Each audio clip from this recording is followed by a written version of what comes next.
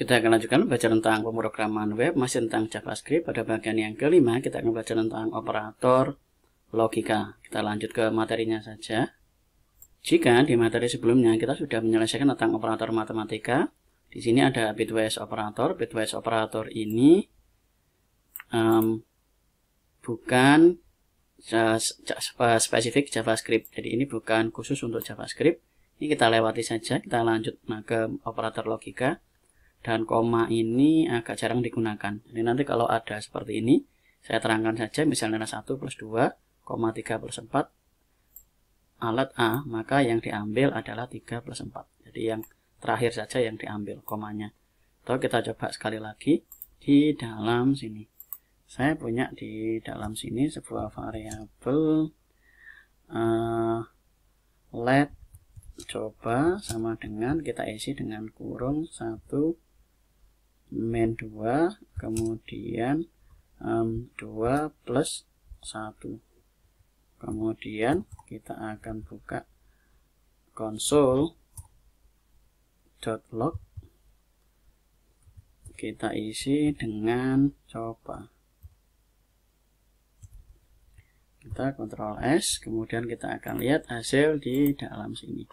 Hasilnya adalah 3. Jadi 3 ini didapat dari 2 plus 1. Kalau saya tambahkan di dalam sini 5 plus 2. Kita Ctrl S, kita akan lihat hasil di dalam sini 7. Jadi koma ini agak jarang digunakan karena koma ini mengambil nilai bagian terakhir saja dari ini. Oke, berikutnya kita akan buat satu file lagi di dalam JS ini. Saya buat lagi, yaitu logika. Jadi operator logika.js. Kita Ctrl S. Kemudian di dalam indeks ini kita akan ganti dengan logika.js /logika.js. Kita Ctrl S. Kemudian di dalam logika ini saya akan buat let A sama dengan true. Kemudian kita isi let B sama dengan false. Jadi kita isi nilai A ini true, kemudian saya buat lagi let C, nah ini sama dengan true. Kita akan buat, kita punya sebuah variabel A ini berisi true, kemudian B false, kemudian C true. Jadi operator logika itu hanya menguji sebuah nilai apakah dia bernilai true atau false. True atau false. Jadi hasilnya pasti kalau tidak true ya false. Jadi logika itu kayak kita mikir ya apa tidak, benar apa salah, itu aja. Gak ada nilai yang lain. Contoh, saya akan buat di dalam sini console.log. Kemudian kita akan coba A. Kita A saja. Kemudian kita koma, kita Ctrl S. Kita akan lihat hasil di dalam sini. Ini A bernilai true. Kemudian di dalam sini kita akan kembali lagi ke JavaScript Fundamentals. Nah, javascript.info, kita cari materi tentang logical operator. Logika operator untuk OR kita isi dengan A tanda A tiang 2 kemudian B ini dibaca OR. Tanda tiang ini ada di atasnya enter. Jadi kalau di dalam sini kita buat A, kemudian kita kasih A OR B, supaya jelas di dalam sini saya buat ini adalah OR. Ctrl S, kita akan lihat hasil di dalam sini. Hasilnya adalah true. Nah, jadi A true, B false. Berarti true or false hasilnya adalah true. Nah, saya buat lagi di dalam sini let D sama dengan false. Jadi kalau A ini true, kemudian ini false. Kalau saya buat B sama D, ini saya isi dengan D. Kita lihat hasil di dalam sini adalah false. Kita lihat di dalam sini D-nya false, B di dalam sini B-nya juga false. False sama false hasilnya false. Kalau saya ambil satu nilai lagi yang bernilai true, true yaitu A, kita Ctrl S. Kemudian kita lihat hasil di dalam sini true. Jadi kesimpulan dari dalam sini OR akan nilai true jika salah satu true. Nah, kemudian berikutnya adalah kita akan menggunakan n. Kita buat console.log, kita isi dengan n. Jadi A, kemudian n itu menggunakan simbol ini, B. Kita Ctrl S. Kita akan lihat hasil di dalam sini adalah false. A-nya nilainya true, B-nya nilainya false. Ini kita akan menggunakan n. Kemudian kalau saya tambahkan lagi di dalam sini n, C, C-nya ini juga true. Jadi A-nya false, A-nya true, B-nya false, kemudian C-nya ini adalah true. Jadi ada 2 true dan 1 false. Hasilnya adalah false. Kemudian kita kesimpulannya n itu akan bernilai false jika salah satu false. Jadi ini akan bernilai true jika salah satu true, akan bernilai false jika salah satu false. Lah kalau ada 2 false ya tambah false. Jadi kalau ini kesimpulannya cukup 1 false untuk menghasilkan sebuah output false.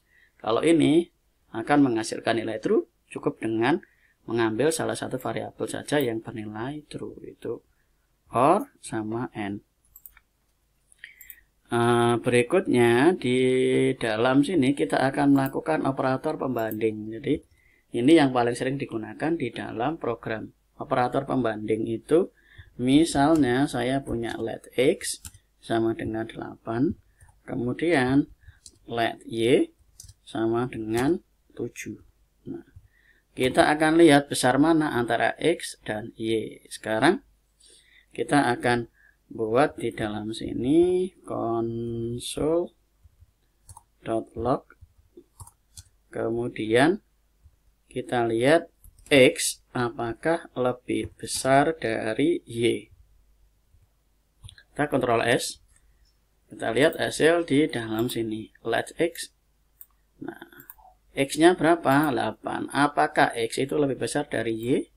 Iya, benar. Kalau benar berarti jawabannya adalah true. Jadi x ini dicek apakah x itu lebih besar dari y. Apakah 8 lebih besar dari 7? Ya, 8 lebih besar dari 7. Nah, kalau sekarang apakah x lebih kecil dari y lebih kecil? Kita Ctrl S. Nah, kita lihat hasilnya false. Jadi ini lebih besar, kemudian ini lebih, kita kasih komen, lebih kecil. Jadi ini tanda lebih besar, ini tanda lebih kecil. Apakah x lebih kecil dari y? X-nya berapa? 8, y-nya berapa? 7. Apakah 8 lebih kecil dari 7? Tidak. Berarti jawabannya adalah false. Ini kita menggunakan seperti ini, tanda lebih besar. Berikutnya kita akan buat lagi, yaitu console.log sama dengan, kita Ctrl S, kita lihat menggunakan sama dengan, ini sama dengannya 2 kali, hasilnya adalah false. Jadi apakah 8 itu sama dengan 7? Tidak. Nah, kalau di dalam sini saya ganti dengan 7, kita Ctrl S, maka hasilnya adalah true. Sementara yang ini false. Apakah x lebih besar dari y? Tidak. Apakah lebih besar dari y? Tidak. Apakah x sama dengan y? Nah, ini betul. Nah, kemudian kita coba lagi. Ini ditulis sama dengan, kemudian kita copy lagi, lebih besar sama dengan, kita buat seperti ini.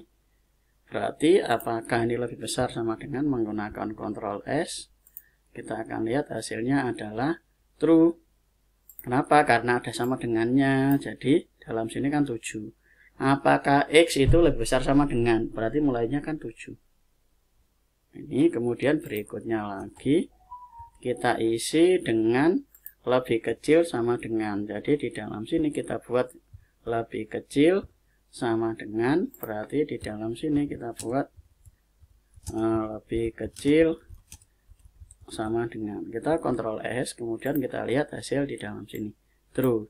Kenapa? Karena ada sama dengannya. Apakah 7 itu lebih kecil sama dengan 7? Ya, ada sama dengannya, jangan lupa ada sama dengannya, berarti bisa. Nah, kalau misalnya X-nya ini saya akan ganti dengan 8, kita Ctrl S. Apakah X lebih besar dari Y? Tidak. Apakah X lebih besar dari Y? Iya, true. Kemudian ini apakah lebih dari Y? Tidak. Apakah X sama dengan Y? Ini juga tidak. Apakah lebih besar sama dengan Y? Apakah lebih kecil sama dengan? Tidak. Kita lihat hasil di dalam sini. Apakah X itu lebih besar dari Y?